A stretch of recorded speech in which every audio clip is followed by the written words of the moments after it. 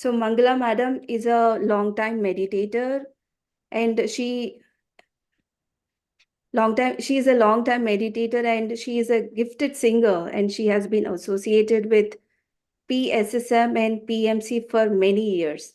So let's welcome Mangala madam to inaugurate this program with a beautiful song. Welcome, madam.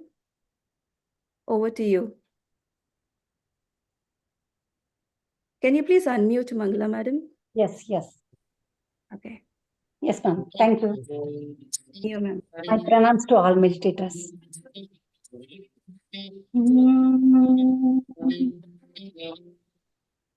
Madhava Murahara Madhura Manohara Giridhara Gopala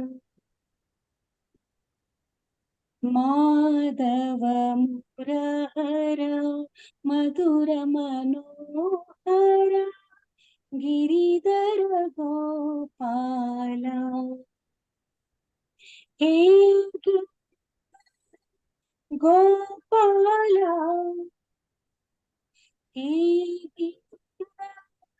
Gopala Hey Giridhara Gopala Madhava Murahara Madhura Manohara Giridhara Gopala Nanda Kumar Sundara Kara Vrindavana Sanchara Nanda Kumar Sundara Kara Vrindavana Sanchara Murali Lola Muni Janapala Murali Lola Muni Janapala Giridhara Gopala Hey Gopala Hey Giridhara Gopala Hey Giridhara Gopala Kaustubhara Muktikadhara Radha Hridaya Vihari Kaustubhara Muktikadhara Radha Hridaya Vihari Bhaktotara Balagopala Bhaktotara Balagopala Giridhara Gopala Hey Gopala Hey Giridhara Gopala Hey Giridhara Gopala Hey Giridhara Gopala. Thank you. Thank you, madam. That was a beautiful song. Your song always sets the stage. Thank you so much for coming and singing for us. Thank you so much. So, friends, let's welcome Kavita Roy from PMC English. So, Kavita Roy is an anchor and a program producer in the PMC English channel. She has been meditating for a long time. And let's welcome Kavita Roy to take over. Hello, Kavita. Good evening. Very good evening. First of all, I want to say I'm really very sorry. I'm not able to on my camera. So I'm sorry for, I think in few minutes it will be get done. So I'll just start with uh, as you told about myself, I'm Kavita. So first of all, I would like to invite you all. Hello, everyone. So let's start by expressing our gratitude to Patriji for introducing meditation into our lives and Sampatji especially and the entire team for crafting this wonderful Infinity platform. This 52-week program is more than just a pursuit of happiness. It's a dedicated journey toward personal growth through the wisdom from masters from across the globe. And for me, happiness and growth both are interlinked, are connected with our purpose of life. In this program Infinity, striving we are not striving for complexity. Instead, we are establishing a straightforward, pure space for meditation, a sanctuary where we can briefly set aside our daily roles, routines, and responsibilities. Think of it as a friendly gathering embracing the essence of Sajjan Sangatya, where we simply come and join together. Here we don't complicate things, we gather, meditate for at least half an hour, and share our wisdom. That's the essence of this gathering. So, keeping it easy, embracing the simplicity of just being ourselves, and finding solace in the company of those who are seeking for the same. Welcome to the journey of infinity, a place where growth and happiness intertwine. So, thank you, friends. And now I want to request Parinita ma'am, who is with us, Parinita Patri. Please, ma'am, say something. We invite you all. Hello, everyone. Very good morning, very good evening, very good afternoon to everyone over here. I'm so happy for this program over here, and thank you so much for joining, registering for this program. And such a beautiful name, Infinity. We're all here as infinite beings, as infinite souls, and through a process of infinite learning. And 52 weeks, starting from January, is such a beautiful program, that a great initiative by IFS's team. And thanks to Sagar Garu for inaugurating this with your beautiful wisdom. Thank you so much for doing that. And 52 weeks of journey. Please stay with us, stick with us. So many masters are going to come every Sunday to share their wisdom and answer your questions, and of course, to meditate together. So, great program by IFS's team.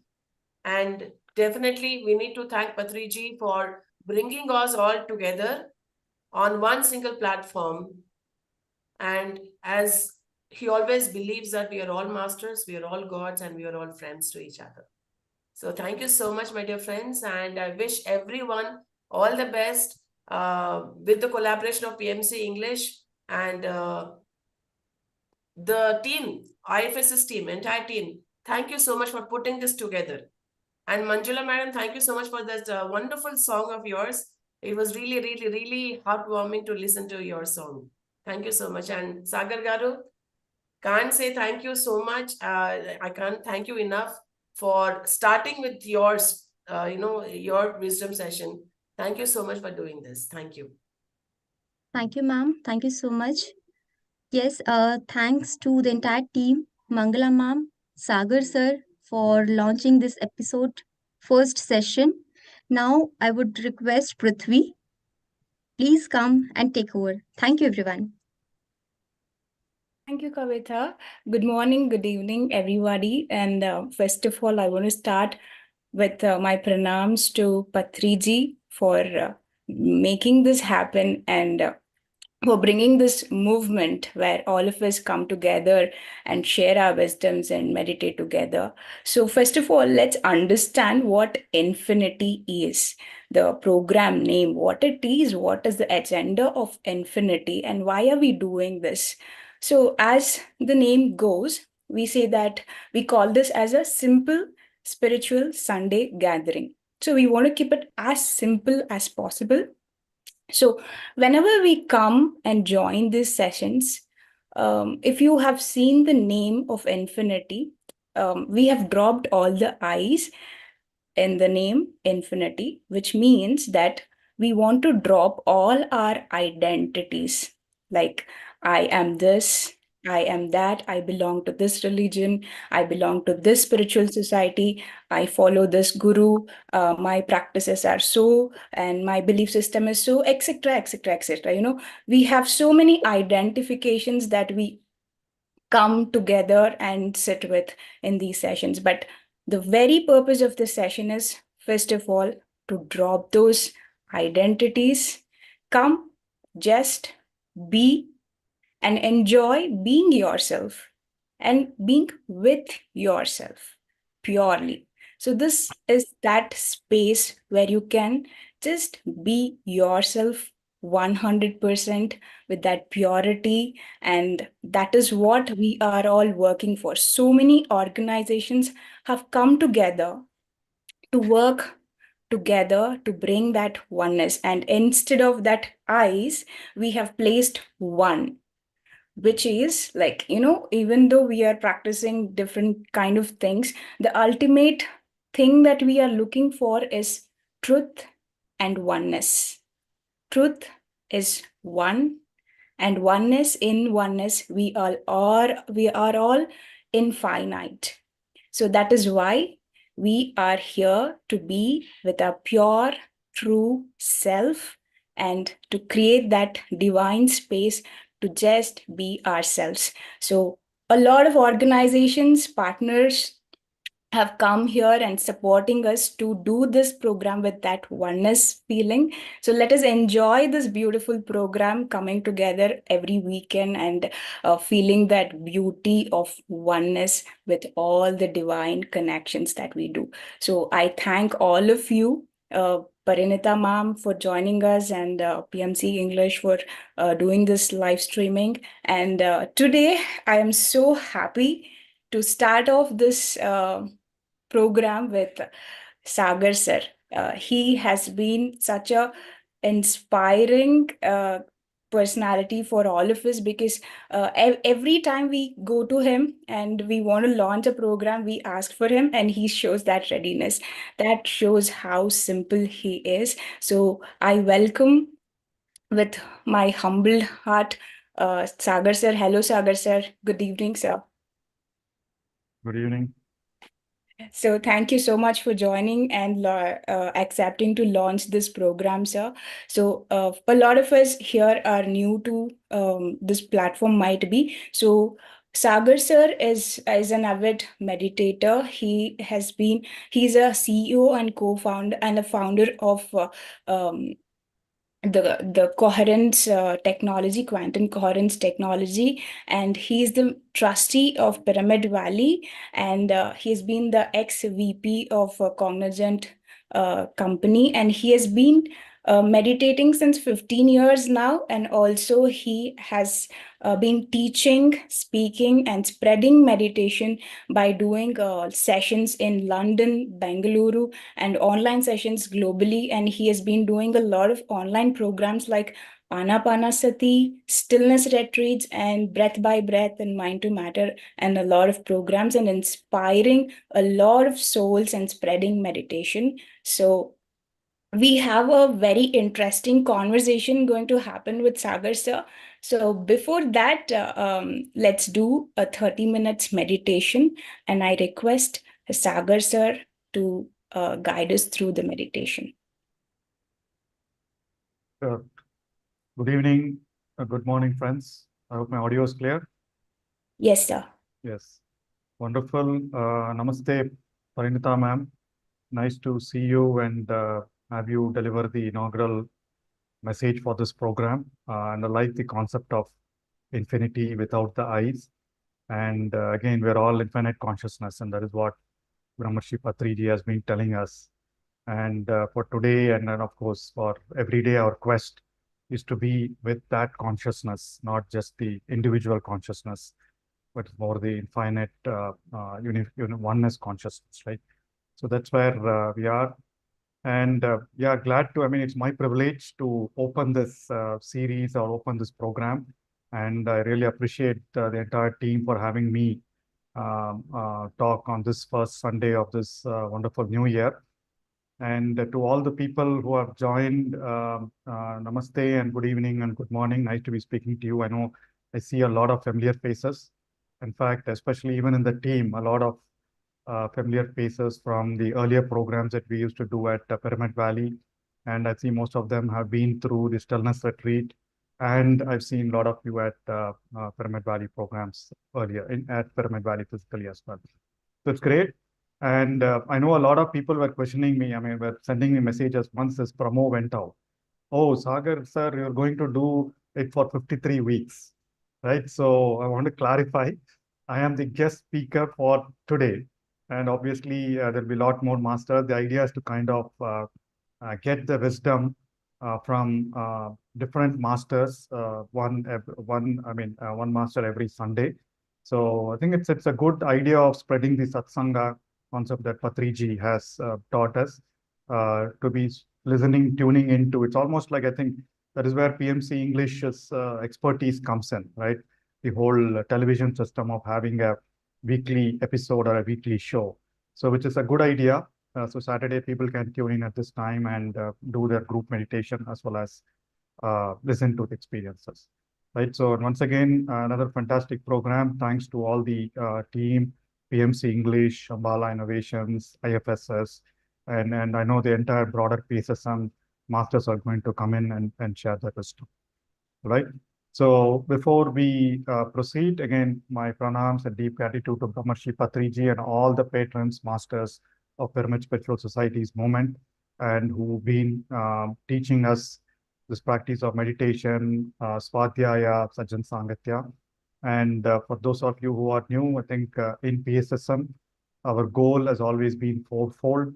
Number one, spreading the simple practice of breath mindfulness meditation, or Anapanasati meditation, as Buddha calls it and Patriji calls it. Second is spreading vegetarianism, very ardent. Vegetarianism is again spreads the concept of oneness, spreads the concept of infinite consciousness, right? And the third one is pyramid energy. And all of you know how Patriji has been advocating the use of pyramids for meditation. And the fourth one is spreading spiritual science. And some of the conversation that we will have as we go through these programs is basically how spiritual science, meditation, vegetarianism, and pyramid energy has helped each one of us. All right. So with that, I think we'll dive into 30 minutes of breath mindfulness meditation. For those of you who are probably new, I don't know, maybe a lot of you are have been meditating. So the process is very simple. So we clasp our fingers, cross your feet at your ankle. If you are sitting on a chair or you're sitting on a lotus position, that's fine. Keep your back, neck, and head straight, but not rigid or strict. You don't need to keep it stiff. Right? Just close your eyes and then you slowly bring your attention to your breathing. And all you need to do is just watch, observe your breath. And nothing to think about. It's just 30 minutes. The world can wait. The thoughts can wait. Everything else can wait. Nothing will change in 30 minutes in the world, so don't worry. So just observe your breath. Observe the beautiful breath. Observe the variations in your breath without any judgment, without any thoughts, without any analysis. All you need to do is experience your whole breath. Buddhists call it as the whole breath, beautiful whole breath. All right. And as you do so, there are a lot of movements, a lot of sensations that happen. So just be mindful of those, again, without any judgment.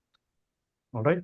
And I'll play some light music from one of the recent Pyramid Music Meditation Fest audio, and we'll all meditate. All right. So, all right, my dear friends, let's get started. Close your eyes, clasp your hands, cross your feet. And to begin with, just take like 5 or 6 deep in breath and out breath so that you center yourself on your breathing. So just deep inhale, deep exhale for 5 breaths, and then dive into meditation.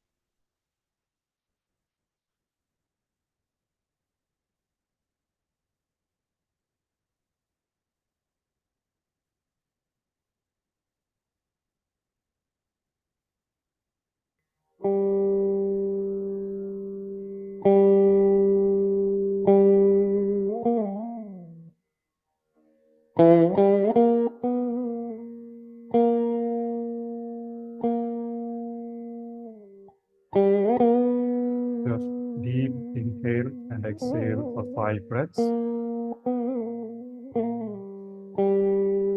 Slowly bring your awareness to your breathing. Could be at your nose, at your chest, or at your abdomen. And start following each and every breath.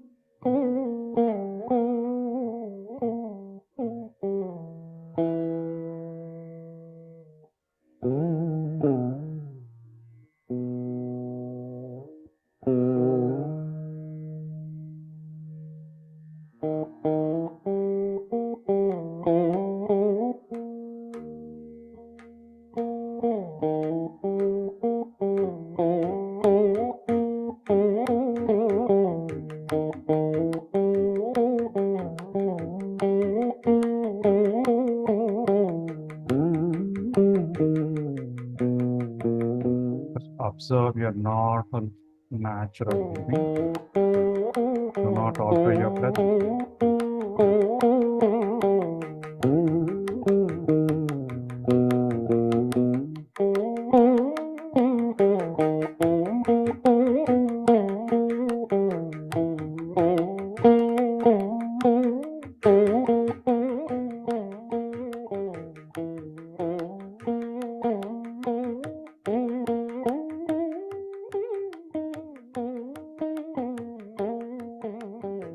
As you observe your breath, if thoughts or any other distractions happen, recognize it and gently return your attention back to your observing your breath.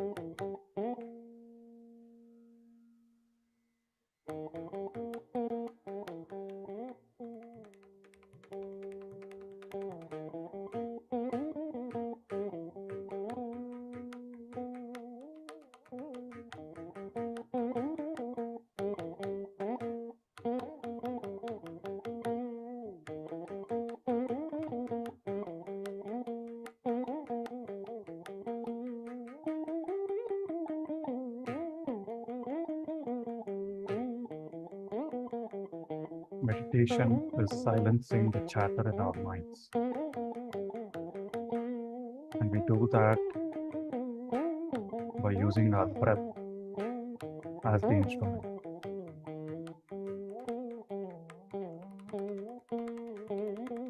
Nothing else is needed, just watching, observing your natural, normal breathing, however be it, without judgment, without thinking.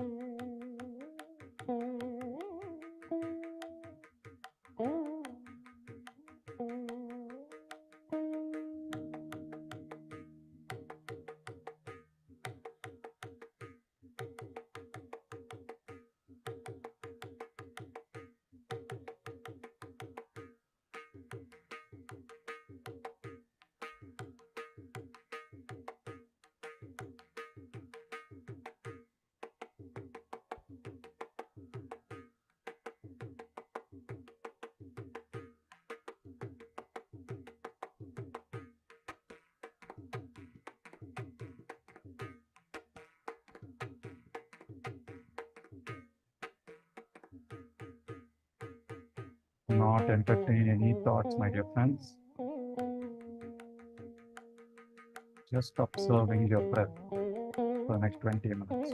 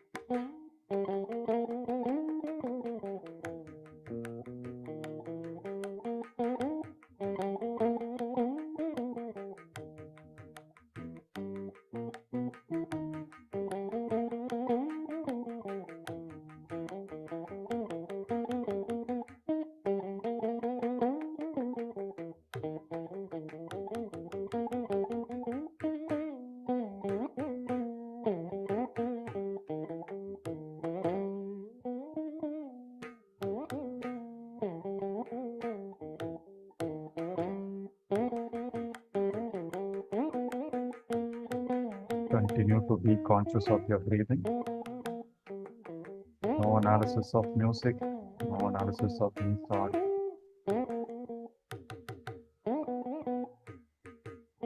Pay attention to each and every breath.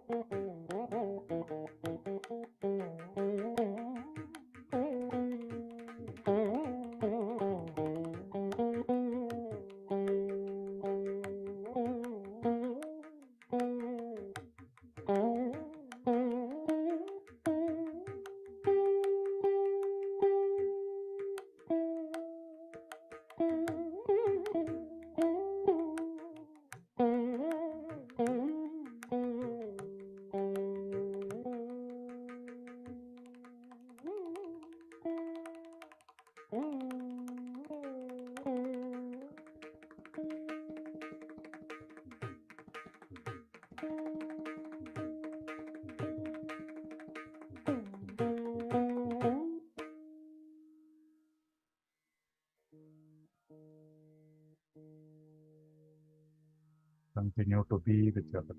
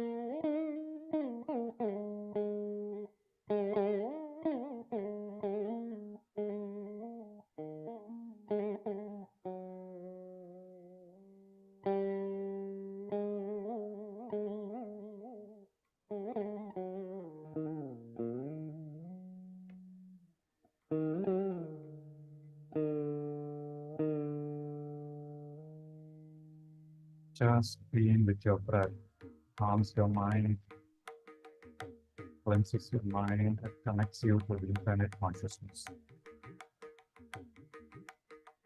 Patriji says, breath is your guru. You can learn everything from how to be in life just by watching our breath. Just be with your breath, my dear friends. 15 more minutes.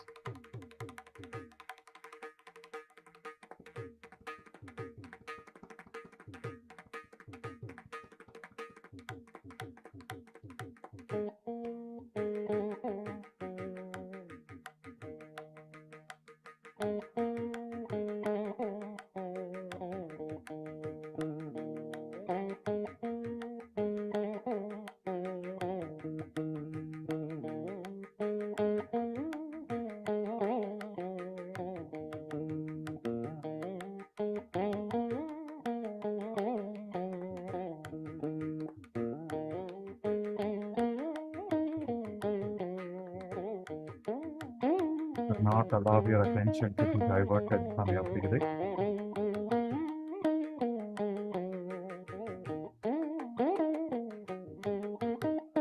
Do not entertain thoughts.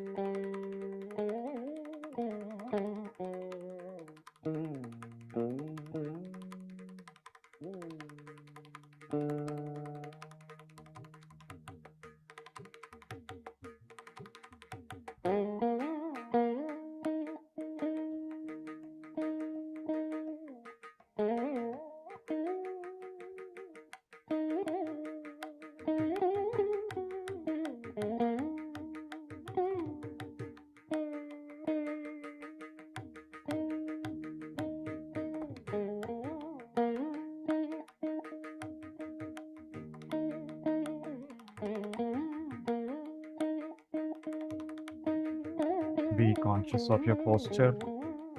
Be conscious of your every breath.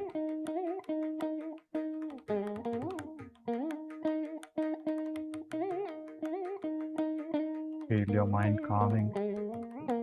Feel your body relaxing.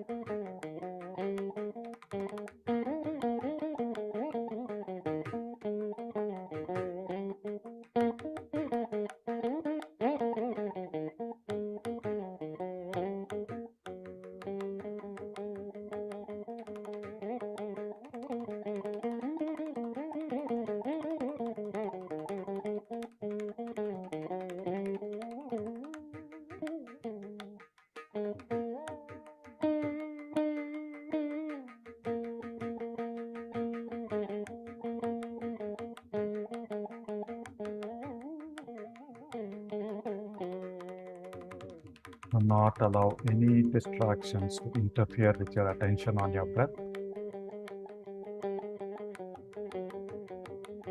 Continue to be with your breath, my dear friends.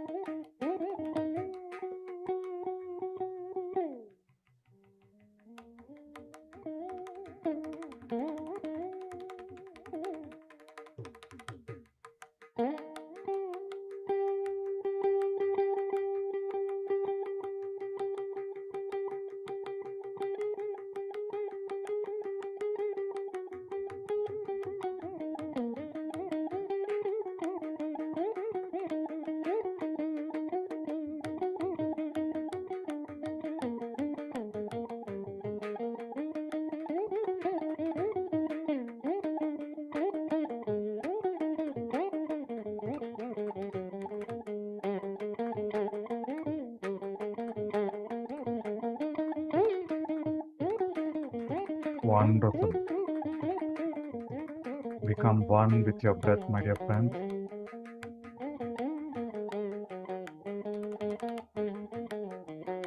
Feel your breath flowing through your body. Just 10 more minutes of being with your breath.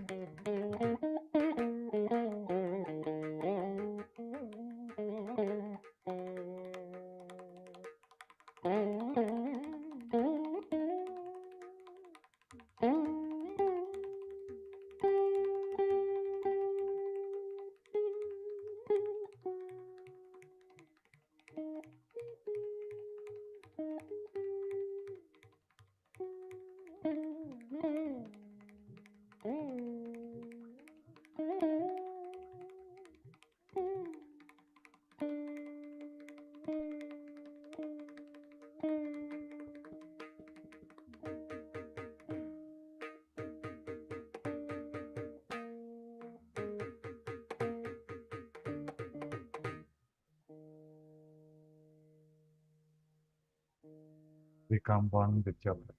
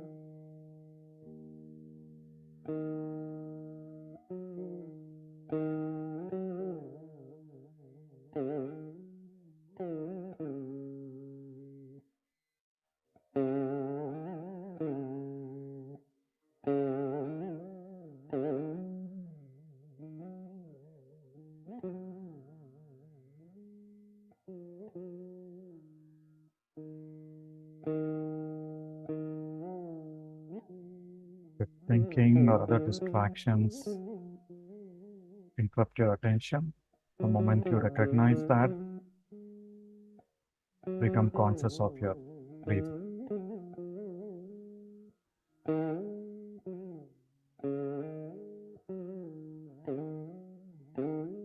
Continue to be with your breath, my dear friends. Being with your breath calms your mind, relaxes your body, teaches you how to connect with your intuition. Breath teaches several life lessons like impermanence, letting go, non-attachment, acceptance, and being one with our true self, which is our consciousness.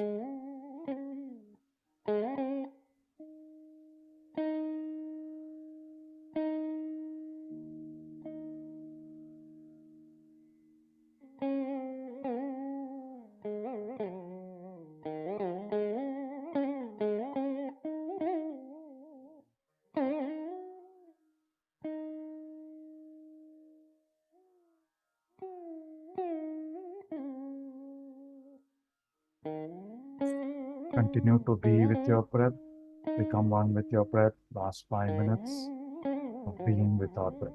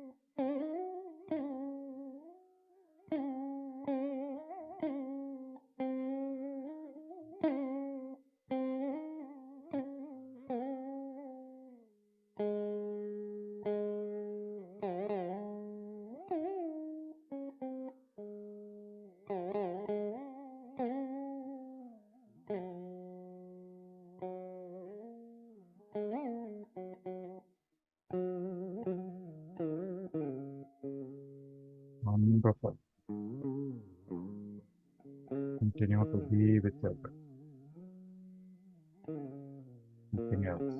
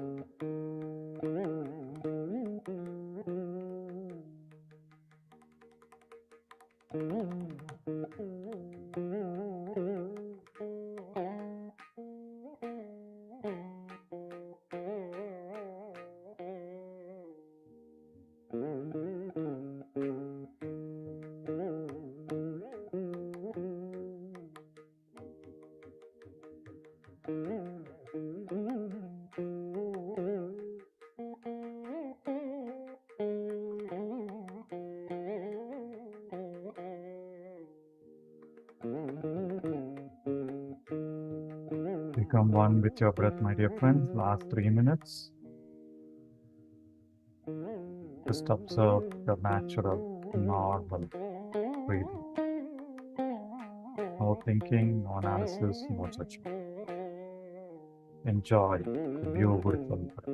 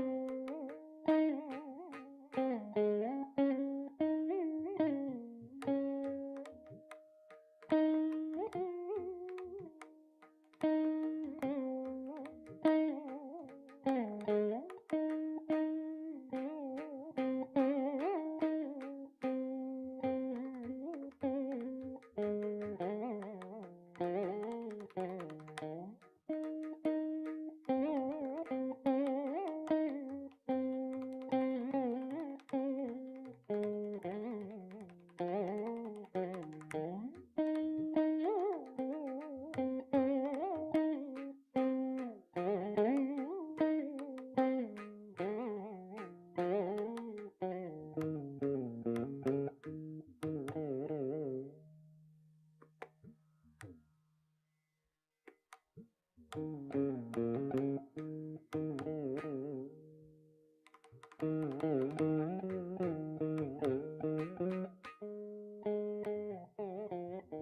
my dear friends.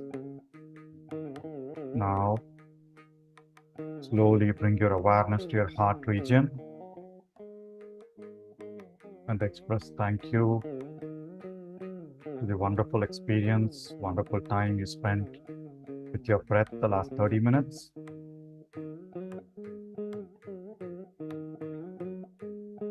Feel grateful for all of life. Feel grateful for this wonderful tool of breath mindfulness meditation. And let's emerge from today's meditation session, my dear friends. Slowly become aware of your body, become aware of the surroundings, the room you are in.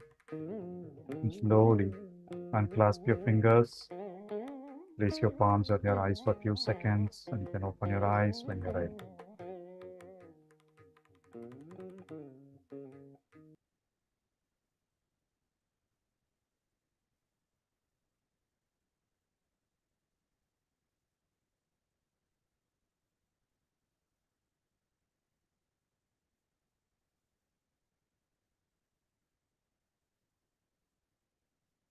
Wonderful. I hope all of you had a short and sweet session of breath mindfulness. And again, many thanks to Brahmarshi Patriji for bringing us all this simple, very simple. I know we started the program about this being simple, and meditation can't become any simpler. Getting the peace, getting the wisdom, getting relaxation, calming the mind can't be any simpler. So thank you, my dear friends. I too enjoyed being in that meditative state.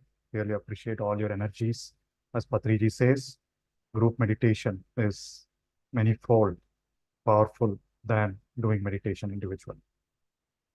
Thanks for the opportunity, and over to you, Prithvi, for the next part. Yeah, thank you so much for grounding us into that simple meditation, sir. Thank you. Your voice and the music, it was really very soothing and grounding. I hope all the participants are back now from the meditation. So let's jump into the most interesting conversation that we are going to have with Sagar sir now. So, sir, we want to start with the basic questions. So we want to know more about you and hear it from you. So where are you from? And tell us more about your parents and your education and jobs. Wow, okay. So typically when people ask me, where are you from? And I always have an interesting answer. I say I'm from India, because I think I realized that a lot of people have this very similar pattern. So though I was born and brought up in Tamil Nadu, my dad used to be working in the public sector, Navy Lignite Corporation. My mother tongue is Telugu. So my parents, they're all from Andhra. And since the time I graduated, I've been working outside of Tamil Nadu or Andhra. So it is Delhi, and then the US, and then in Bangalore. So I belong to multiple places, and then I say I belong to Bharat. And my India mindedness or Bharat mindedness is what brought me back, in spite of the reservations of my family, brought me back from the US to India. And then when I came back to India in 2003 or 2002, and that is when I got introduced to this whole family of pyramid meditators, the whole pyramid meditation process, Brahmarshi Patriji and all the masters. In fact, that's a fantastic journey. We'll talk more about it. Yeah, my education has been pretty much in Tamil Nadu. So I did my engineering in computer science from Venkateshwara College of Engineering, which is University of Madras. And then while I was doing my first job, I did my MS in software system from BITS Pilani.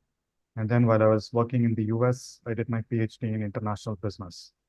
So that's been that. And then since I got introduced to pyramid meditation, much of my education has been through the books that Patriji has been recommending.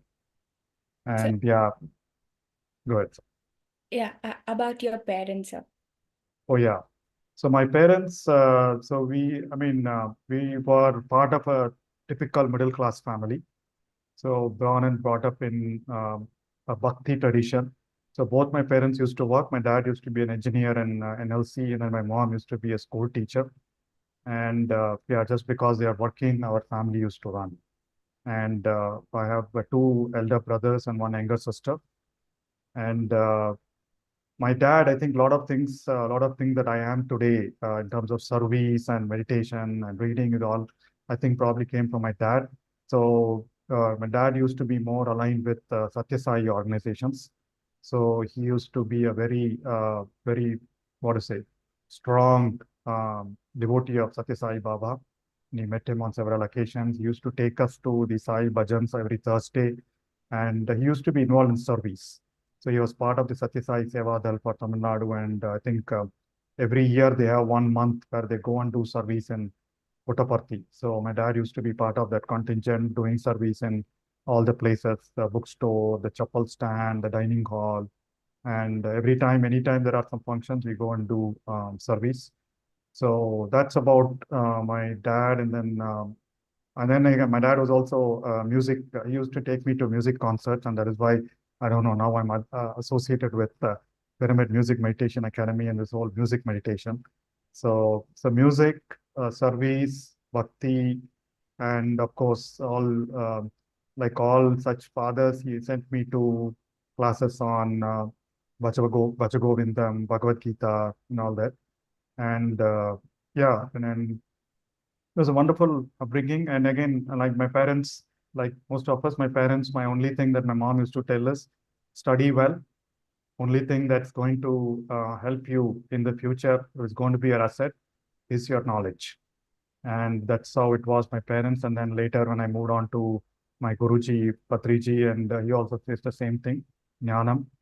And of course, associated with Dhyanam has been helping me do it's helping me discover the magic in life. Wow. So when was the first time you got to know about meditation, and how did you get to know, and when was it, sir? Okay, good question. So when I was working in Noida for the first 6 years of my career. Noida's in UP. So on the way to our office between the Noida town and the Noida export processing zone where I used to work, there is this big ashram of Maharshi Mahesh.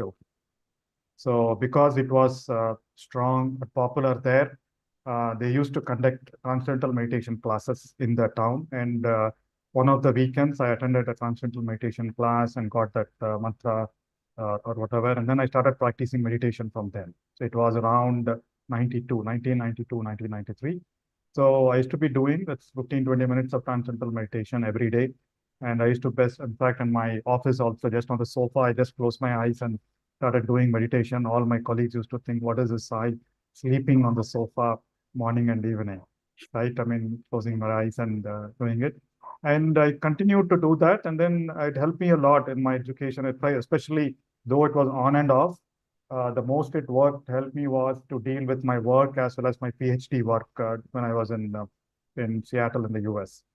So all that period, it was only transcendental meditation. I didn't know anything else. I mean, though I've been reading a lot of scriptures like Bhagavad Gita and all that. And only after I got introduced to Patriji and the pyramid movement is when I started following the breath mindfulness meditation. So, sir, you said you started with transcendental meditation, but what is that that actual thing made you stick to the meditation? So, a lot of people try meditation and they drop it off in between. But what exactly motivated and made you to stick on to the practice?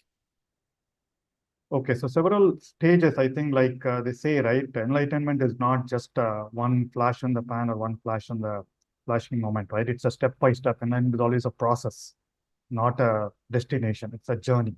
So initially, I started the TM primarily to calm my mind, right? So basically, I want to improve my concentration at work, right? And there were too many things that we had to do. So I used it as a tool to help me focus, help me concentrate, right? Help me calm my mind. So that is how it started off. That is what helped me in the initial days of work and allowed me to do my studies and work in parallel and all that. And then while we were in the US, we got introduced, I think, due to a colleague's wife being diagnosed with cancer when she was carrying her first child, right? So very close colleague's wife, and then both me and my wife were very close to them, and that came as a shocker. And then that was a turning point for us when we started going inward, when we started asking questions. Why does it happen? Why do things like this happen to good people, right? All of us have those questions. I'm sure a lot of us had those questions during the COVID time. So those things, I mean, why is life like this? Why some people's life was like that? Some people's life are like this. And that is when all the questions started, right? As we started doing it, and then that is when one of my first books during that time was Power of Now by Eckhart Tolle, right? And that was my first English language, New Age spiritual book outside of all our scriptures, English, in scriptures English. So that is when we started going into, started meditating a lot more. So that was more about meditation for getting answers, right? So can I get some answers when I do deep meditation? But then as I continued along the journey of practicing meditation while at corporate work and getting into pyramid meditation, what made me stick was two things. One is obviously calming my mind, right? It allowed the chatter in my mind to slow down. Before that, anytime I used to speak to someone or get into a meeting, right? So always this mind chatter goes on, oh, what will the other people think, right? What will other people think? What am I saying it right? Or they hired me for something that I'm going to do. I don't know whether I'm doing justice to my job. So all those chatter used to go along. But the moment my meditation started making an impact, I could feel the silence here. And the answers, the responses, everything was so spontaneous, right? And then later I came to know that is because your mind died down and you're connected to your deeper intelligence, right? And all of us have that intelligence, all of us have that consciousness. And the moment we are with it, everything happens magically. So now, and then later, what made me stick to meditation was exactly that. Like not allowing my mind, not allowing my ego to flare up, and always allowing me to be connected to my inner self. And then it does all the magic. Whatever I do at Pyramid Valley, whatever I do at work, whatever I do with my family, with my kids, it automatically does it. And then there's no need for me to worry about anything because I know I'll get the right answers whenever I need it. So that is what allowed me to stick. And then, yeah, the practice of meditation has been, again, as I keep saying in my classes, learning meditation is very simple. But continuing the practice of meditation to get those results, continuing to be with the results is the toughest part. Like Patanjali says in Yoga Sutras as well, Abhyasa and Vairagya. So Abhyasa, practice. So since then, and then all scriptures also talk about it, right? Everyday practice is what is essential. And I've been doing that minimum of 30 minutes, maximum of 1 hour every day.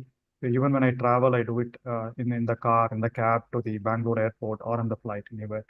And yeah, now it's become a habit. Just like all of us runners, when you don't run, you feel a sense of uneasiness in your body. So similarly, any day I don't get my meditation done, I feel a bit of uneasiness. So I said, even if it's not happening that early morning due to some reasons, I do it sometime later in the day. Wow. Sir, as you said, some people will have a different kind of reasons to come into meditation.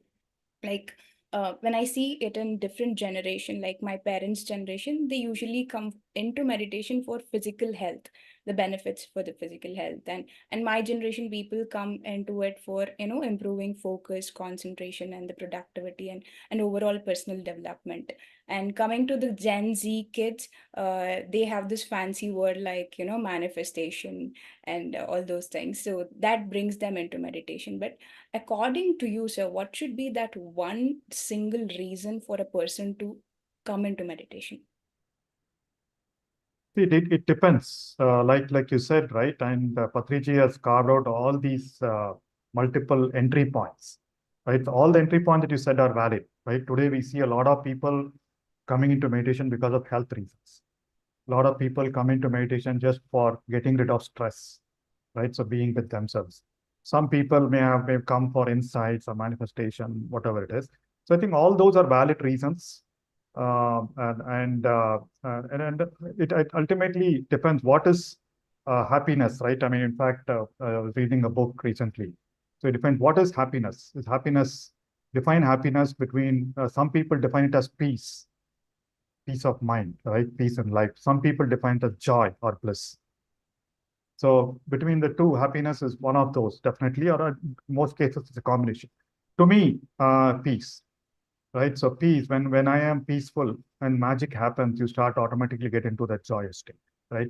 So for me, it was always peace of mind, peace of brain, whatever it is, peace in the body, not agitation. That is why if you look at, I'm always clued into the stillness concept, right? The stillness path, right?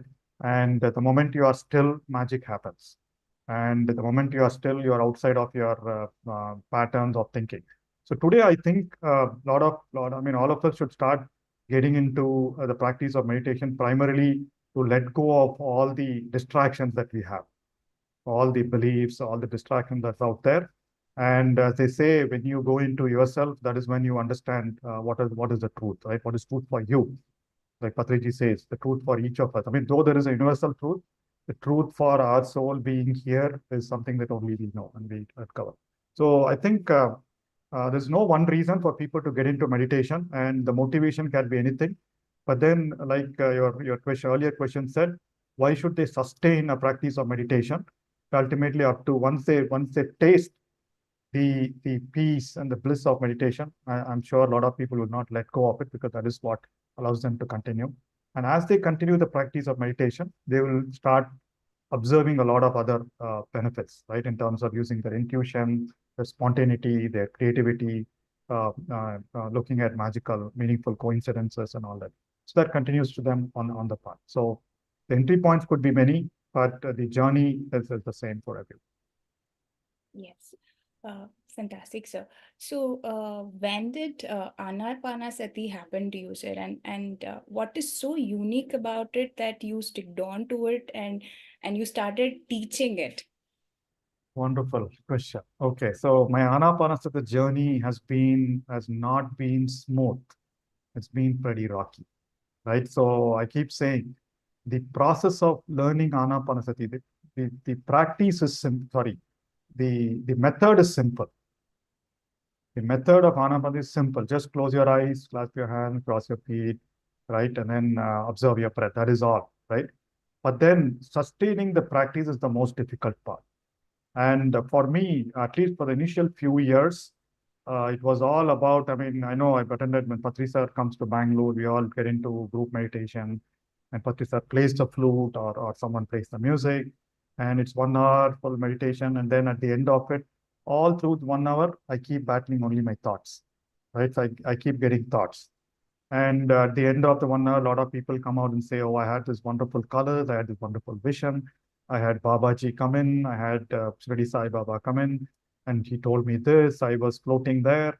So none of that happened, right? It was only thoughts either related to that day's work or something that I need to do, or even something like, okay, what is this? What is going to happen at the end of this 60 minutes, right? So it used to be that for a long time. And then I asked Patriji, everyone talk about such experiences. How come I'm not getting anything? Right? And he said, see, experiences are not a must. Some people may get it, some people may not get it, but that is not the goal of meditation. Right? So meditation is about, you'll have to just go beyond your mind. And that's what, as he says, right? So going beyond the mind is what is Buddha, being a Buddha, right?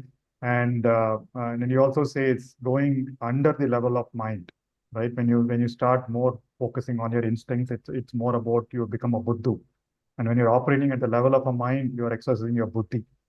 And the only purpose of meditation and all spiritual science and all the techniques is for us to realize our Buddhahood, he says.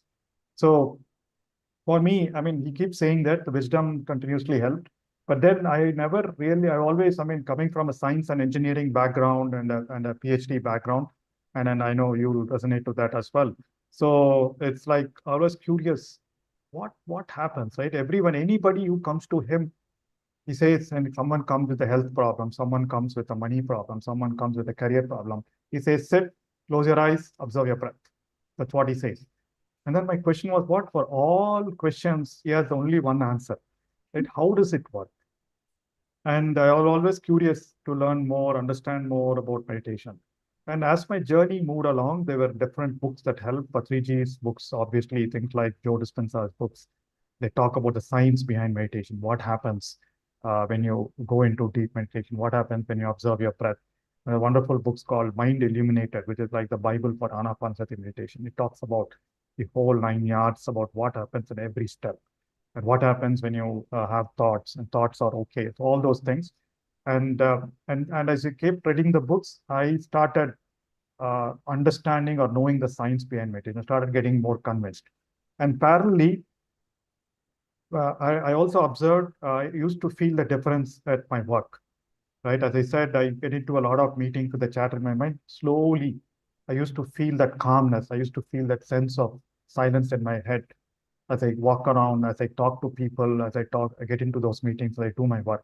So that also kind of helped me a lot in terms of believing that, oh, something is good, something is happening, right?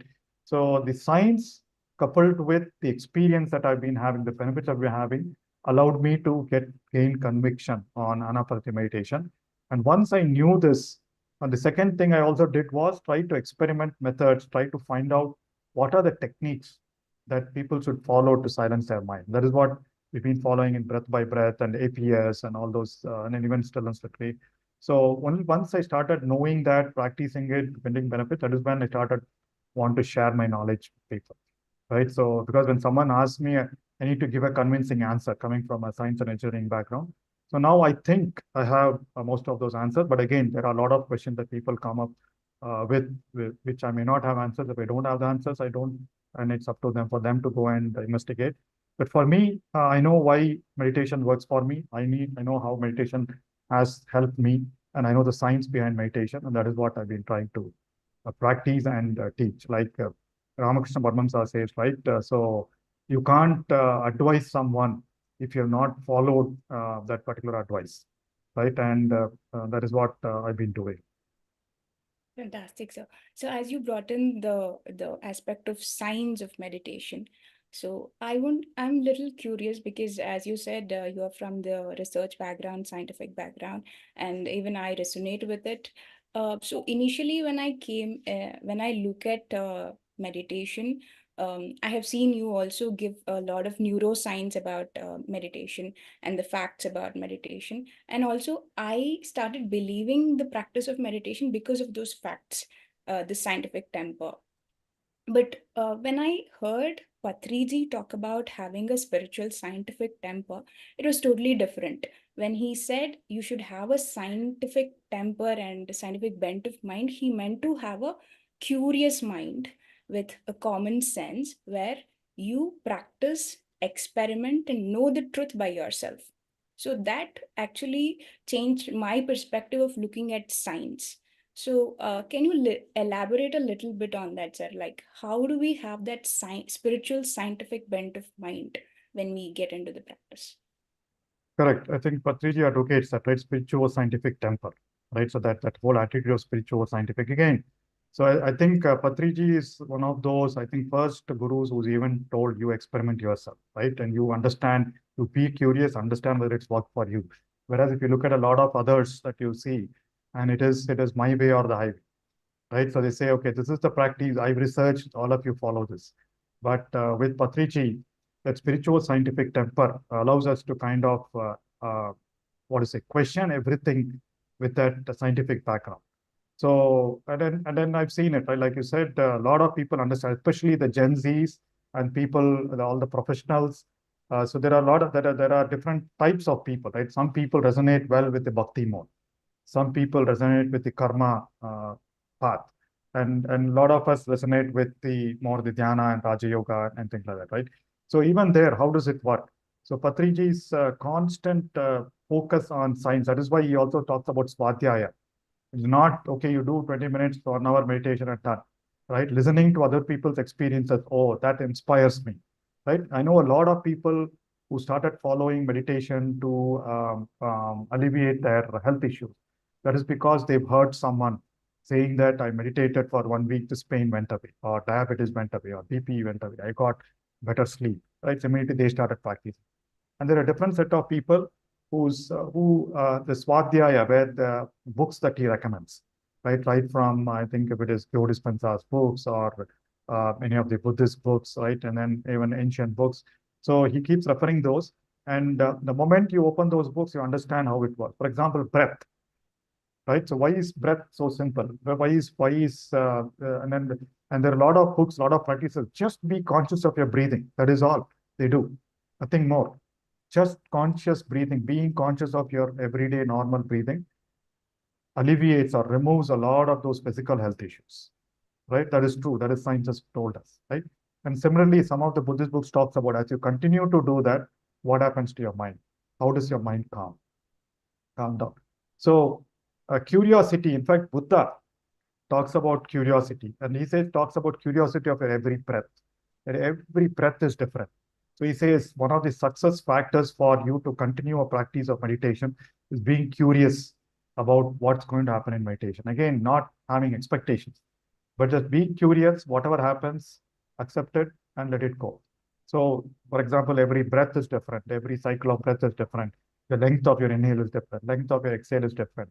Sometimes you breathe through your left nostril. Sometimes you breathe through your right nostril. So everything. So be curious. Be curious about what sensations it happens. He talks from a physical level. I think that is what Anapanasati Sutras talk about. It talks from a physical level, then it talks about your feelings, and it talks about your thoughts and mental processes, and then talks about your ultimate truths. And again, so books allow you to, again, going back to that same question on spiritual scientific temper, right? So what is Anapanasati? Why is Anapanasati better? Or why is Anapanasati working the way it is working for millions of people? So that curiosity, you always need to be there. Well, Patriji clearly says in a video, I think we used to play in Buddha Purnima as well. He says, this is what I found it, because he says, I attended Vipassana, I listened to Osho Path, I listened to Jiddu Krishnamurti's Theosophical Society. And he says, yes, they're all there. They're all good methods, right? It depends on the individual's temperament and state of mind for them to absorb. Everything is fine. Everything is true. But he said, I didn't find something that is going to be simple that it appealed to me. So I found this, or I brought into practice this ancient practice of Anapanasati meditation, right? And again, I'm not telling you that is right for you. So you experiment, you do it, you find it's useful, you continue to do it. If not, you discover your path. That is what he says. And that's where curiosity, the scientific bent of mind. And I think, as I said, spiritual scientific. So typically spirituality and science was always seen as two parallel streams, right? And in fact, when in our forefathers, grandfathers, the parents' time also, it always used to be that. Spirituality, if you ask, why should I do this? Why should I do that? They didn't have a question. They didn't have an answer, right? Oh, you have to do this because we've been continuing to do it. That is how we have to do. Or there will be answers like, otherwise God will punish you, right? So that was the spiritual bent of mind. Though there are people who can answer that in a scientific mode. And today, because of the proliferation of science, proliferation of the English language across the world, right? A lot of people are looking at answers in a language that they understand, some kind of logic. Now it's an age of logic, right? So we moved from an age of feelings to age of logic at mind, which is where I think meditation is a lot more essential and important. So we apply logic to everything, every single thing. And that is where, like Patriji says, understanding the science of meditation is very important. Not only meditation, understanding the science of life. Why do certain things happen? In fact, now if you look at it, there is a science behind everything. Science behind astrology, science behind Vastu, science behind mantras, right? Science behind now, I think Nada Yoga, right? Sound, right? There is a science, there's science behind sound, how different ragas, different nadas, that they activate different parts of your body. So there is a science behind all those. Only thing is finding the right books, finding the right answers. That happens only when we have the spiritual scientific temper, not blind faith, but spiritual scientific temper. But one thing that I noticed, once that wisdom, once that switch gets flipped, oh wow, that's how it works. Then there's no going back, right? So you know that works, and it's something becomes a habit in each one of us. I don't know, maybe a long answer to your wonderful question. Yeah, that is much needed, sir. It's a very clear explanation. Thank you. So, now I want to know, like, how did you connect to PSSM and Pyramid Valley, sir? Oh, okay. So it was all again another big, meaningful, magical coincidence. I think destiny had it. So as I said, while I was working in the US, like this friend I was talking about, and my colleague's friend happened to be Chandrasekhar. So Chandrasekhar Pramasati. So we got introduced while we were in the US. And then at that time, yeah, so we're not as glued on to pyramid meditation, though I kept hearing his brother, Dr. GK, used to be evangelizing meditation a lot. And then after returning to India around 2002, 2003, that is when I think even the Pyramid Valley project started. That is when Chandra used to get into a lot of meditation and Brahmarshi Patriji. So he introduced us to Patriji and the Pyramid Spiritual Society's movement. And me and my wife started building the first website for PSS Movement. So pssmovement.org. And a lot of those definitions, Patriji used to sit next to us and type in. So we used to type in the website. That is where meditation is silencing the incessant chatter of the mind. That was his first definition. The 3 grand happenings of meditation. He used to be dictating all that. It's almost like a lesson for us while we build the website. So that's how it was. And around the same time, the land was acquired for Pyramid Valley. And being in Bangalore, Chandra got associated with it a lot more deeper. And he used to pull us along every Sunday, or I think once a month, we used to go there, sit and meditate. That used to be our recharge. And we used to continue the Swadhyaya. Even at that time, every weekend, we used to gather in one of our houses, discuss wisdom from the books, right? Share experiences. So all those was parallelly happening. So that is when I think around 2003 or 4 is when I got introduced to do PSSM, Brahmarshi Patriji, and this whole breath mindfulness meditation started happening. And that is around the same time was Pyramid Valley. So for a few years, I was more a volunteer, not playing any formal role. I used to help in conducting programs, building the website for Pyramid Valley as well. And we used to have this Global Congress of Spiritual Scientists. So for at least the last 3 or 4 editions, I was responsible. I was the key person making sure the whole program was happening and all that. And then I became a trustee. And then around 2019, I think I became a managing trustee. And I continued longer than normal in the managing trustee role because of COVID and others. And early last year is when I said I want to kind of spend more time on something else. And that is when someone took over the managing trustee. But again, I continue to be associated with Pyramid Valley and the rest of the organization. Again, fantastic, large learning family. And like most of you, so every day has been a big learning experience in PSS. Sir, you said you switched from trustee to managing trustee, and you were in the job then, right? And actually, what made you leave your job or take a break from your job and take up the managing trustee role completely? Yes. So I've been wanting to do service, right? For the initial several years, I was doing my work as well as this role, right? This role was always Saturday, Sundays, or the evenings. And somewhere around the line, like all of us who've been in long-term work or full-time service, there's always this urge to take a break, right? So the urge to take a break, okay, let me take a break. And so as I keep saying, the initial years, I wouldn't have thought about taking a break from Cognizant, the fantastic company it was. But then around 2018 and 19, which is when we just returned from a 2-year stint in London as well. And around the time, a lot of things started changing at work as well. So things started making you feel a lot more uncomfortable. And like Patriji says, when things are right, situations will create by themselves, right? So around the time I got whatever Patriji wanted me to do the managing trustee role around in October 2019. And around the time things at work also started feeling uncomfortable. And I think around December or January, I started having conversations about taking a break with my boss at Cognizant. And the purpose was only one thing, right? At that time, 2 years, I take a break and then I spend a full time for Pyramid Valley, because especially when you are doing a voluntary service and then you see a lot of things happening, you tend to have a lot of ideas, right? So you want to do this, you want to do that, you want to do that. But to do all that, you need to spend time. You have to spend focus.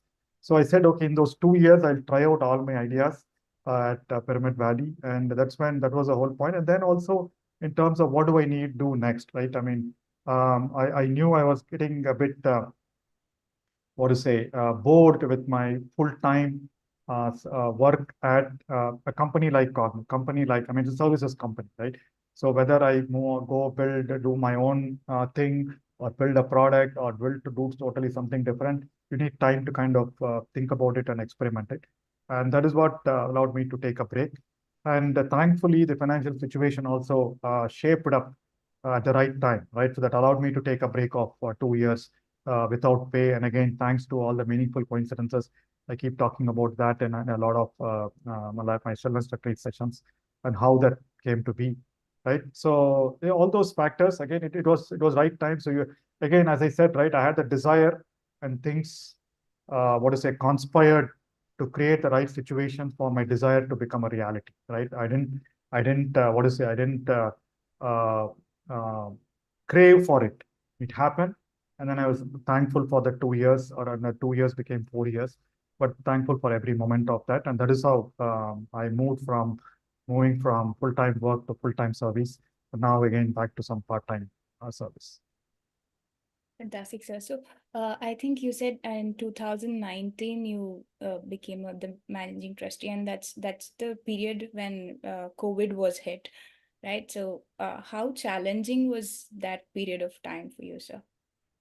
Yeah, so as I said, right, I came up with a lot of wonderful plans for Pyramid Valley, right? So we used to have these workshops, like coming from corporates, you do those one-day workshop. Well, this is how we do. This is how we do. We'll be self-sufficient within 2 months, 3 months. All this we do, and suddenly the March lockdown started in 2020, right?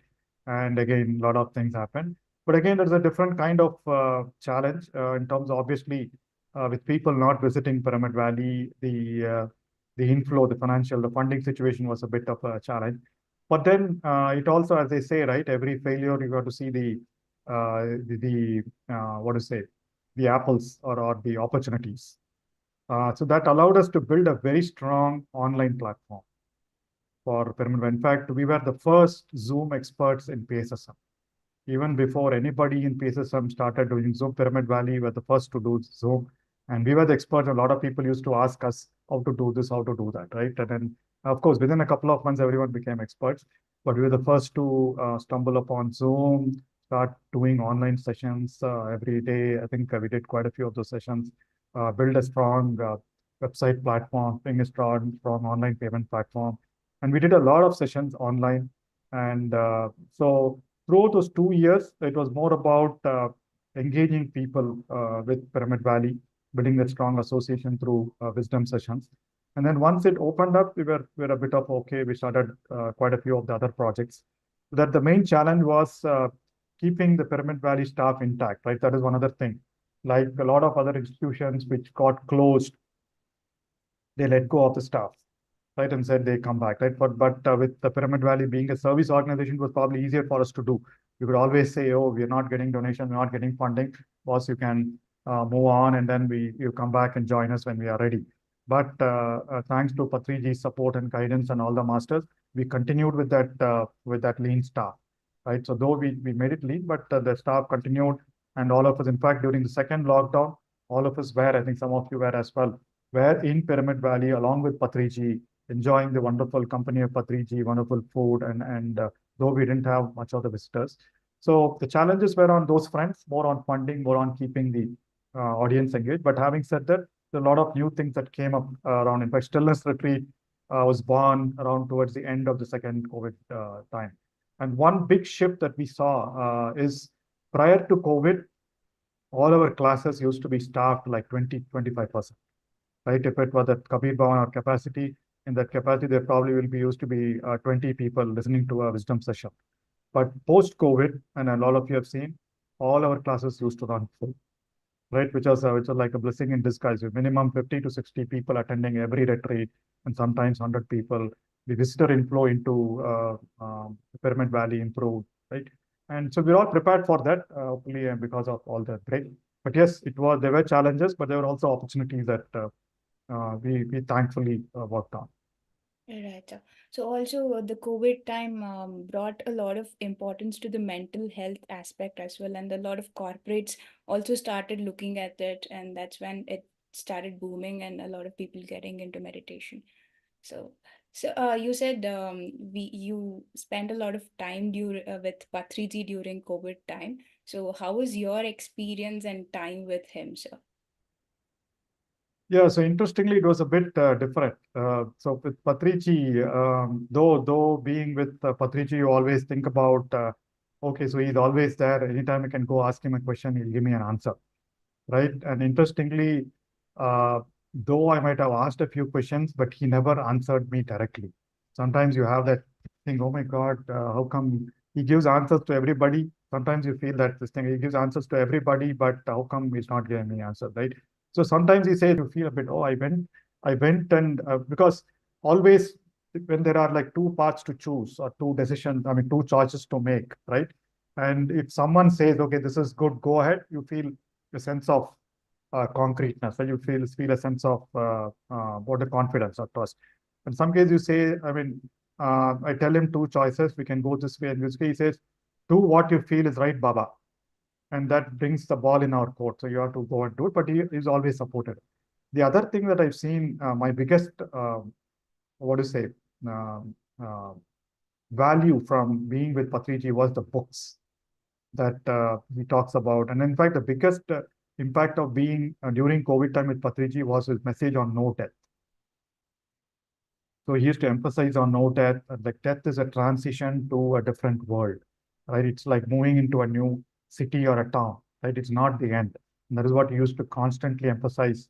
We are souls, and we are on a journey here.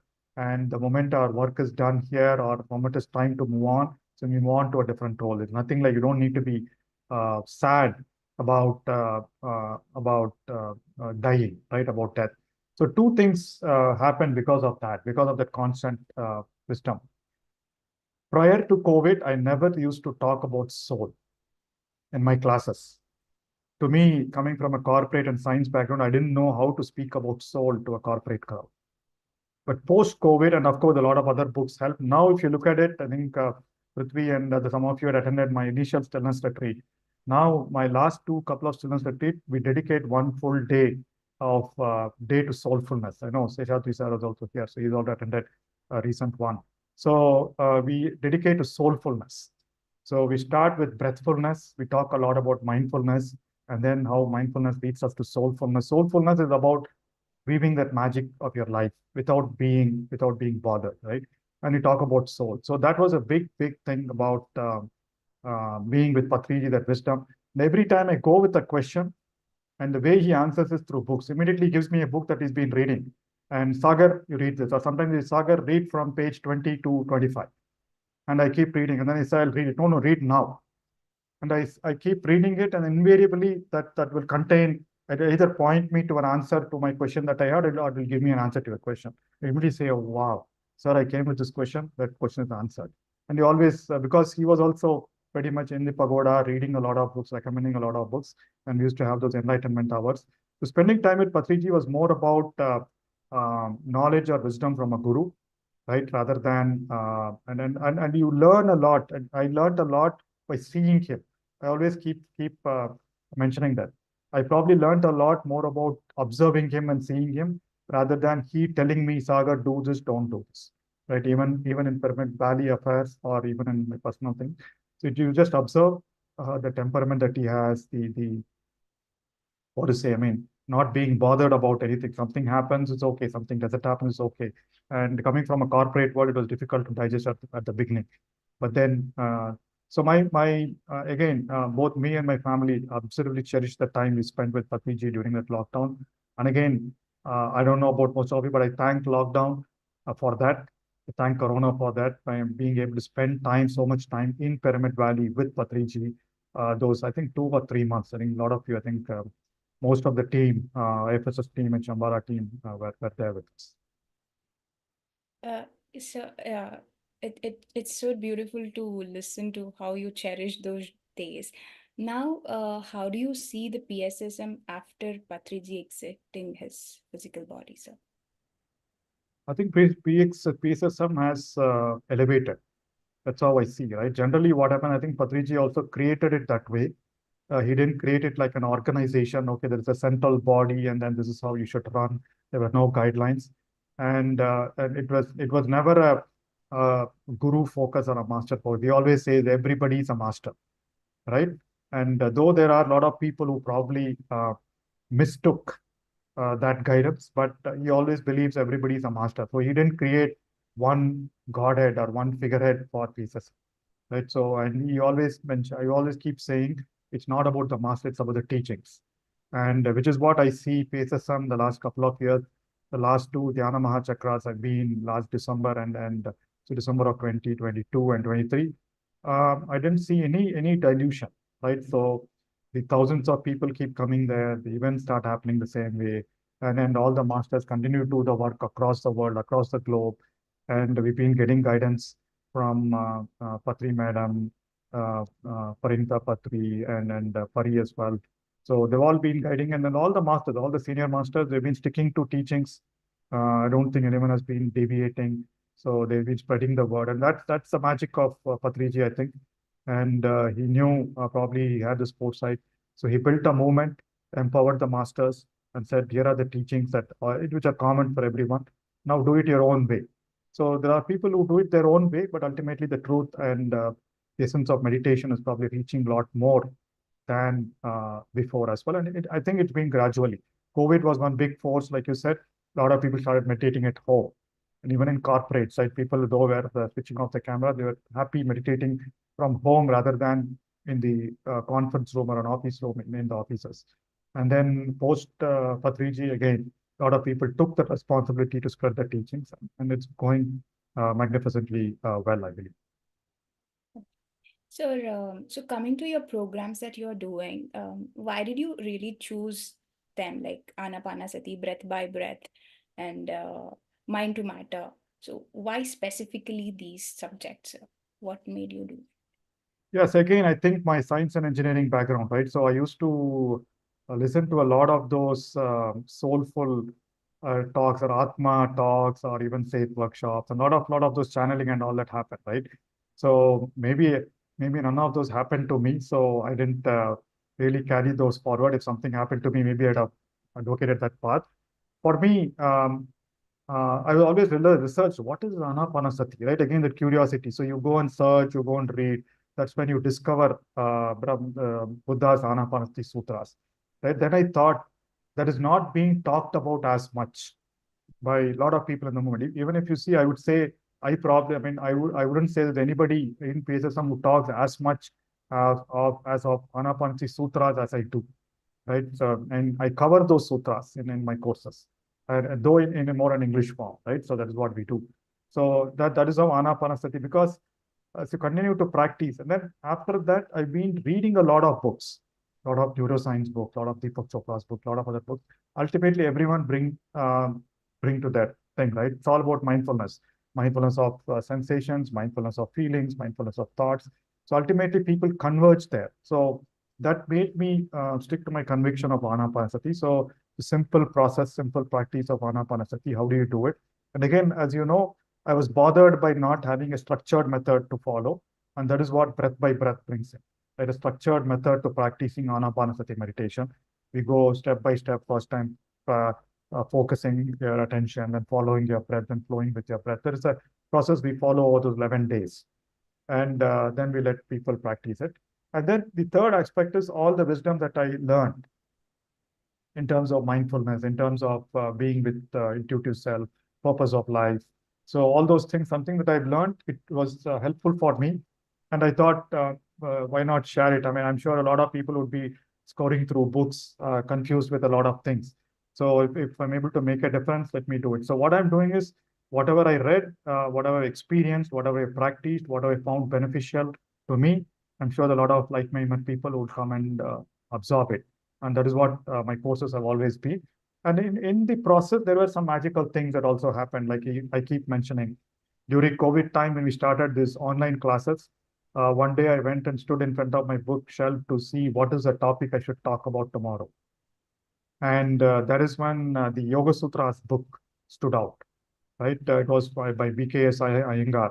Though I had that book in my bookshelf for almost 2 years, it didn't never stood out. I know it was there, I had to get there. But when I stood there, that was the one thing that called my attention. And immediately took that and started reading it. And I observed it was a fantastic manual of mind. It was not about, not more about scriptures, right? So I always used to think it more about probably scriptures and a lot more deeper science that I need to get to somewhere. But it was fantastic. It talks about stilling the mind, right? Yoga Chitta Vritti Nirodha. So that is where the whole stillness thing started, right? It's all about stilling the mind. And then what happens when you still the mind, right? And then I also, thanks to some of you who started attending Vipassana retreats, and then I started getting a lot of insights from that. This is how they do. There is this Anapanasati, there is this stillness, there is this wisdom of mindfulness. So it's all about putting together. And over the course, I think one of my skills and strengths has been to simplify things. That's what I used to do at work as well, right? In technologies. So basically, there are multiple things. How do I simplify that and have people in my work?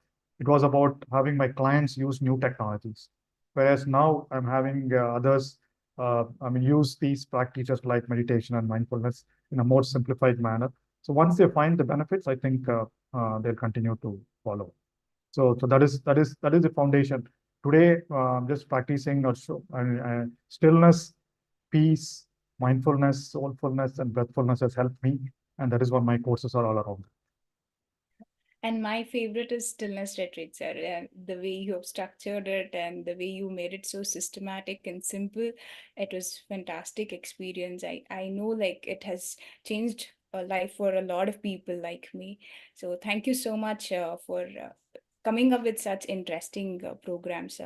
So, with your permission, I know we were talking a lot about you only throughout, but with your permission, I would like to go be a little more intrusive with you.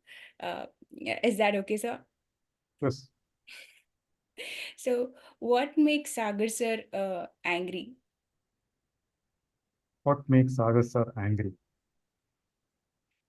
When someone does something knowing that it is not the right thing, that makes me angry. Right? Someone is someone hopefully in a responsible position for some reason, right? I mean, later when you reflect, probably my anger may not be justified. So I wouldn't say anger. I get annoyed, right? So I get annoyed that anger is more inside me. So when someone repeatedly does something that he's not supposed to do, though he has the wisdom to do, that's what makes me annoyed and angry. But then I came to know, I mean, a lot of instances during my Pyramid Valley tenure, and later came to know, I mean, being annoyed, getting that annoyed, being annoyed, that was all more for a learning for me to not be annoyed even at that. So the number of instances where I get annoyed is lot drastically come down now compared to my earlier days, corporate days, or the plus beginning days of Pyramid Valley. So I think that's the only thing that's that I feel annoyed about. And what makes Sagar sir very happy? What's make me very happy? The moment I follow my wisdom, I follow what I want to do, it makes me happy. Yeah, I think magic, all these magical moments make me happy. Yeah, really. So magical moments, right? In terms of both for me as well as when I start seeing that in other people's lives, right? My kids' lives. A lot of teachings that we learn from kids, we learn from our daughters and sons, right? And then we learn from our relationships. So every time there is a lesson that you learn, you feel that wow, bulb going off, right? And that makes you really happy. Oh wow, that's the wisdom, right?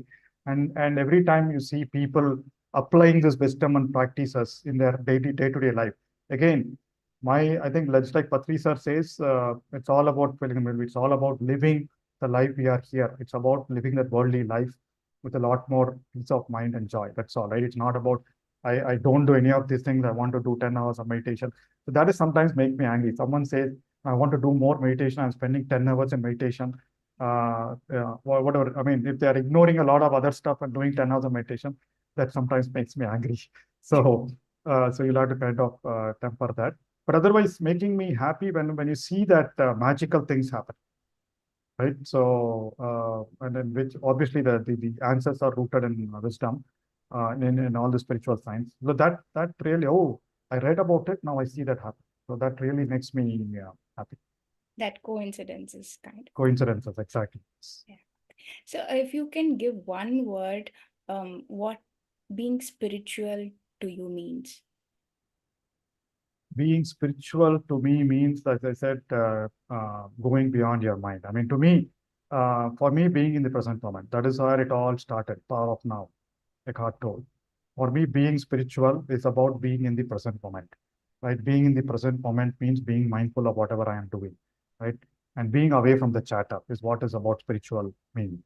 And again, as I say, spiritual is not about the shastras, the yogic science, the mantras, the what to say, all the postures and all that stuff. Spirituality is not about it.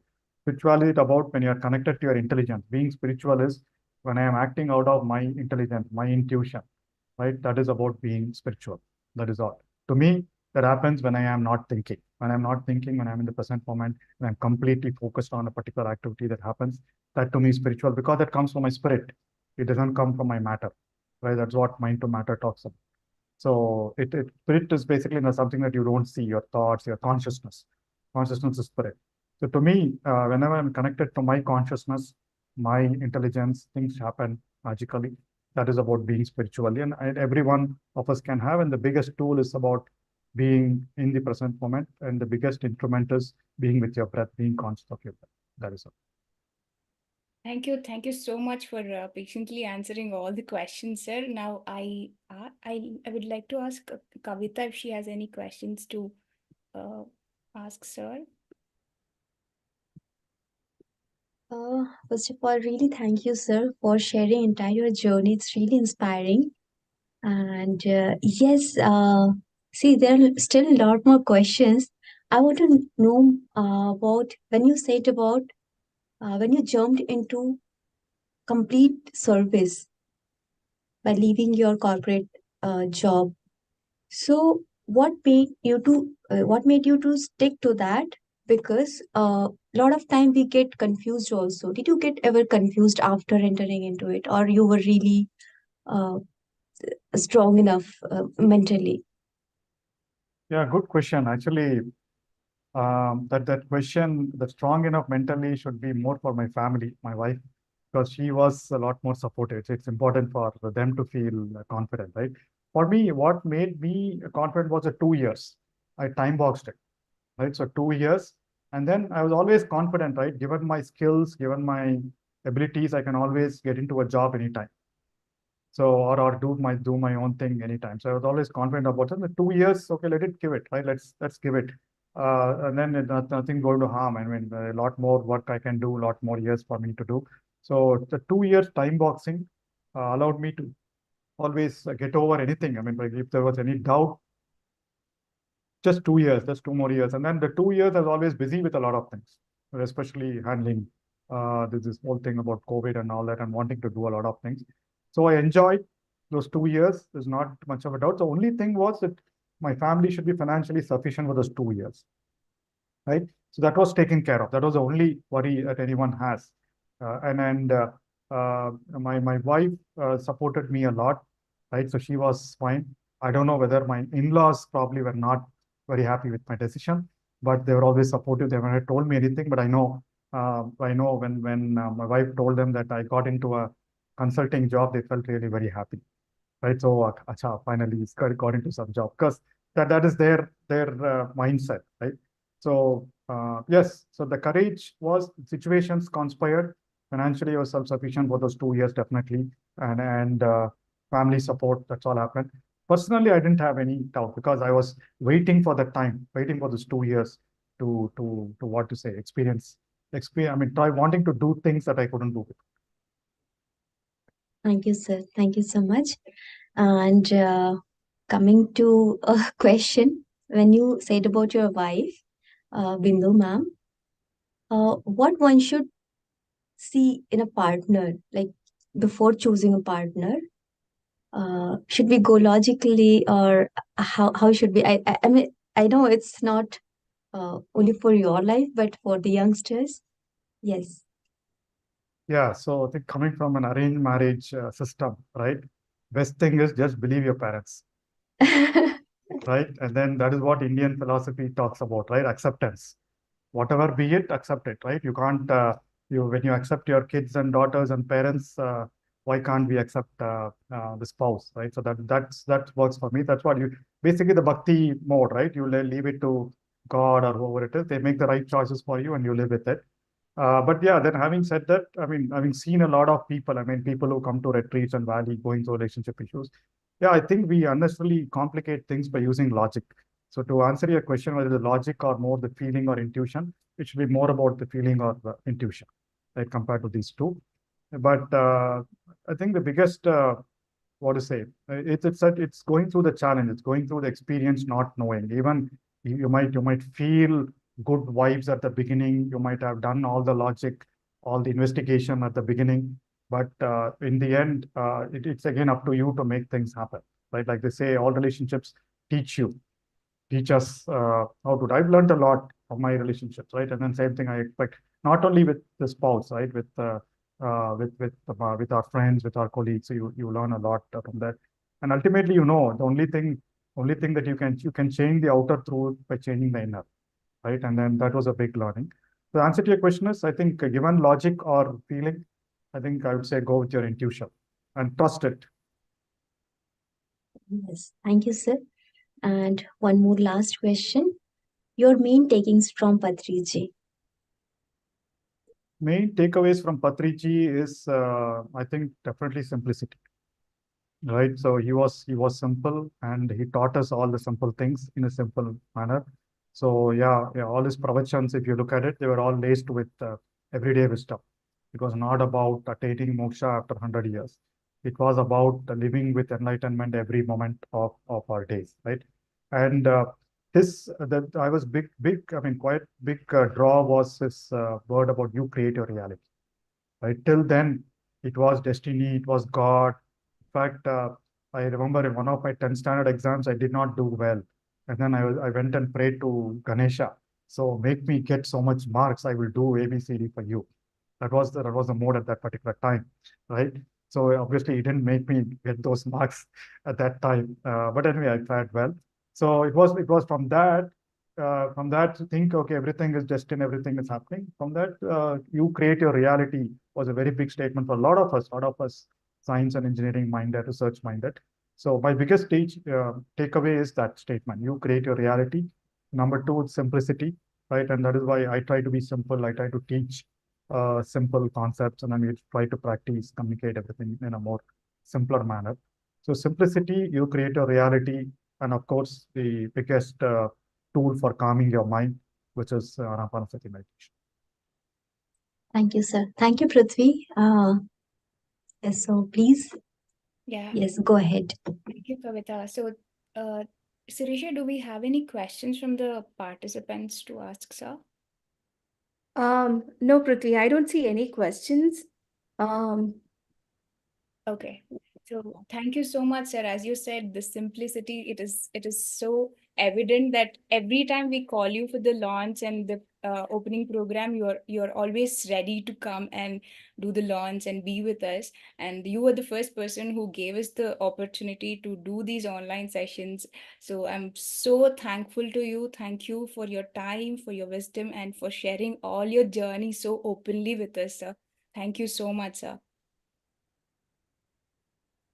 So are you able to hear me? Yes, sir. Now we can hear you.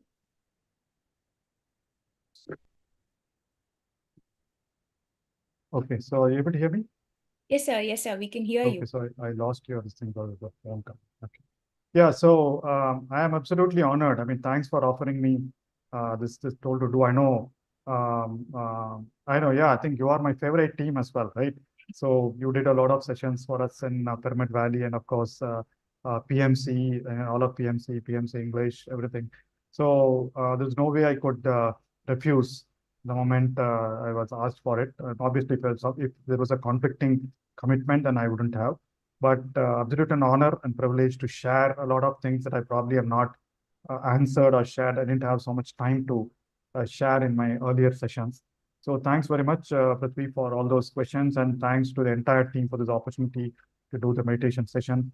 And thanks to Kavita, Parinita ma'am, and the entire PMC English team for also telecasting it to over the YouTube channels. And of course, thanks to Sampatji, who's the glue behind all this. I know, just like spirit is always invisible. So thank you. Thanks to everyone. Thank you. Thank you, sir. Thank you so much. And now I would like to thank all our partnering organizations and supporters of this program, because a lot of organizations from all over the world has come together to do this Infinity. So we would like to thank, first of all, Sharma sir, Srihari Sharma sir. We see him on the screen. He's from the Omega Pyramid community. He's been sponsoring and supporting us throughout.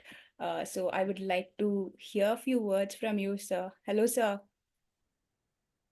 Hi, Prithvi. Yeah, thank you. Thank you so much.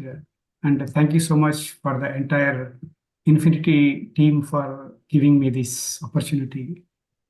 So Omega Pyramid, you said, so I will say a few things about how we came to that one. So the main inspiration to think about bringing a mega pyramid to Dallas area is Patriji's vision of Dhyana Jagat, Shakahara Jagat, and Pyramid Jagat.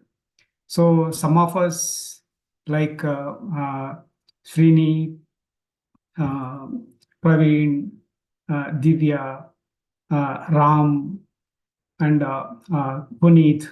So all these people, we really got really serious about this pyramid thing and got together as a highly committed core team and worked very hard on identifying the land and naming the pyramid and announced this Omega pyramid along with this Omega residential community project during last October Mega Meditation Summit event in Dallas.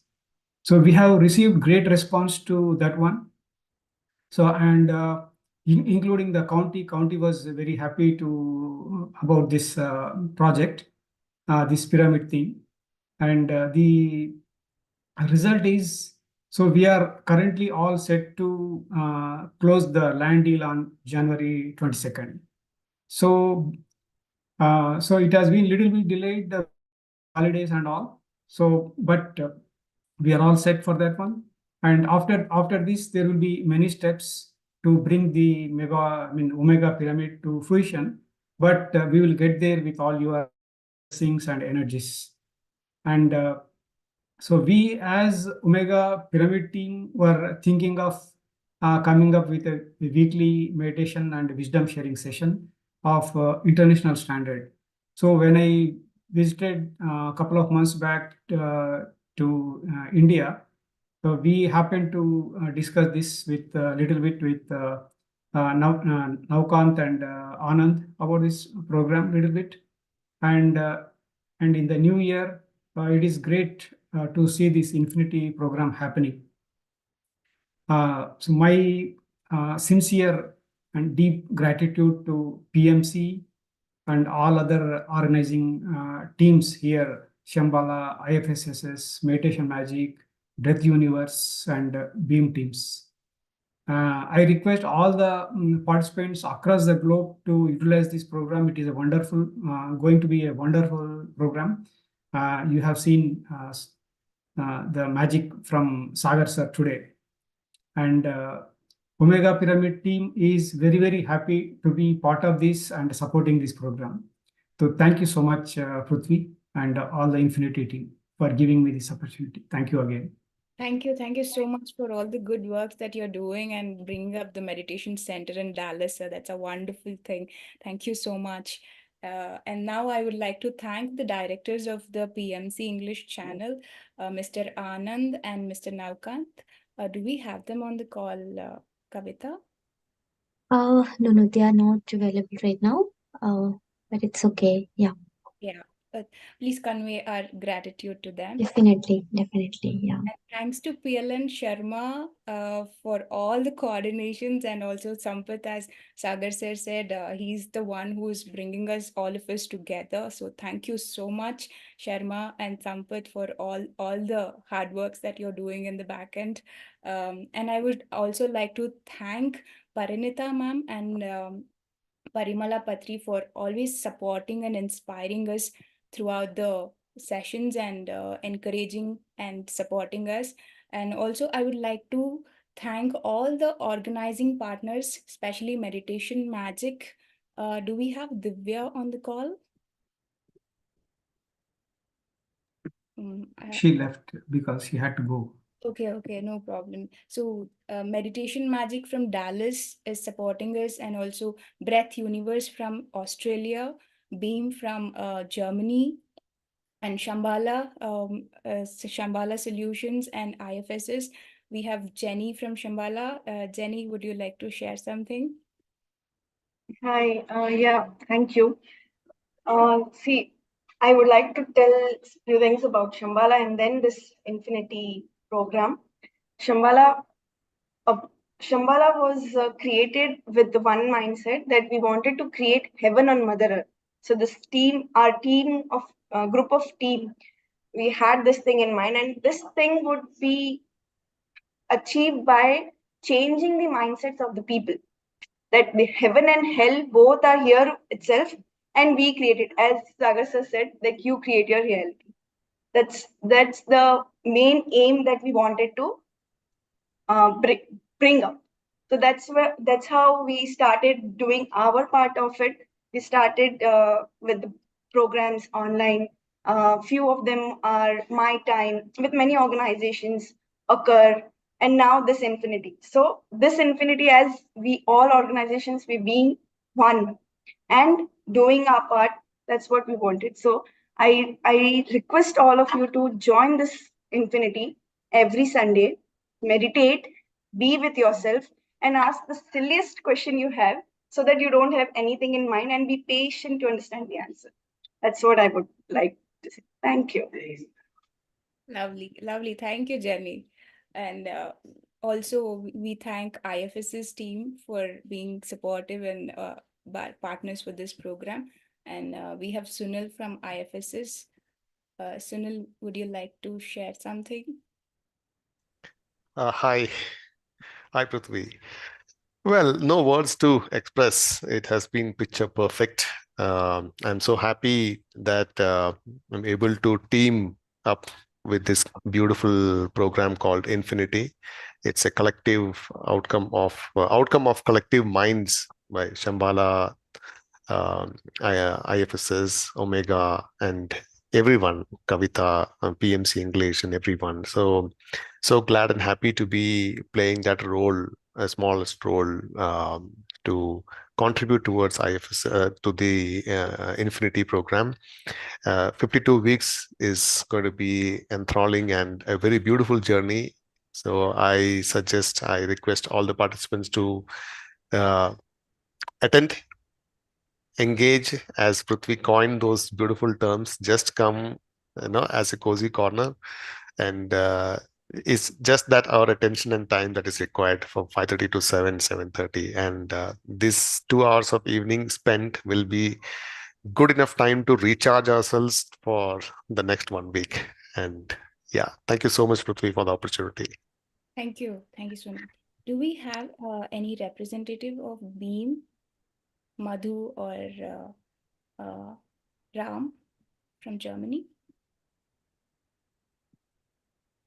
We don't see them, right? Okay, no problem. Okay, so last but not the least, I would like to thank the PMC English for making it go live on YouTube. So thank you, Kavita. Thank you so much. And now I would like to ask Sirisha to finally close the session. Thank you all. Thank you, Prithvi. Thank you, everyone. Thank you, Sagar sir and Prithvi, Kavita madams, and Sharma sir. It was like a wonderful talk. It was a wonderful talk show. We thoroughly enjoyed it. Thank you so much for joining in today. So, friends, A lot of gratitude for all of you for joining today, for all the participants, all the viewers from PMC. Thank you a lot. We see, I think we don't have any more questions. So we will, close the call with a lot of gratitude to Patriji sir and all of you. We'll see you again next week at the same time. So by then, thank you so much. Have a great Wonderful. weekend. Week Yeah, ahead. thank you. Thank you, everyone. Thanks, everyone. And it's a wonderful format, a new format, 52 weeks. I'm sure everyone is excited. And all the best for you to make a difference with this 52 weeks. I know the entire team is pumped up. So congratulations, all the best, and see you later. Thank you.